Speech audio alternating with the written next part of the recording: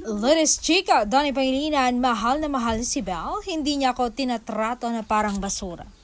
Naiiyak ako. Yan ang naibulalas ni Donnie nang tanungin kung ano ang komento niya sa laging sinasabi ng kanyang GF na si Belle na proud ito sa kanya bilang BF. Siyempre po, first time na may ganitong tao na ganito ka-proud sa'yo, naiiyak ako.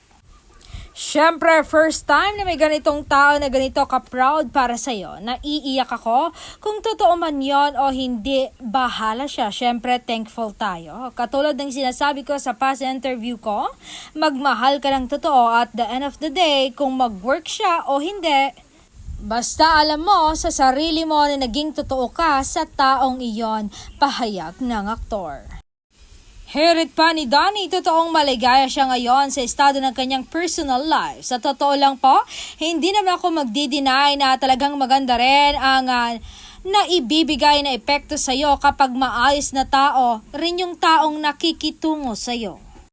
Yung maayos ang pakikitungo sa'yo, hindi ka tinatrato parang basura o mababa, magre-reflect yan sa'yo sa pagkatamo. I guess, she must be doing something right, di ba po? Hindi man perfecto, pero she must be doing something right, Tanya. Inamin din ni Donnie na ipinagdarasal niya na sana'y magkaroon din ng happy ever after ang relasyon nila ni Belle, tulad na naging buhay ng kanyang favorite Disney princess na si Rapunzel. Hopefully po, syempre, hindi natin madidictate, hindi natin mapipredict ang future. Kinakailangan lang natin ng hard work, effort on both ends at prayer syempre po. At pagiging considerate din, i-relate ko siya kay Rapunzel.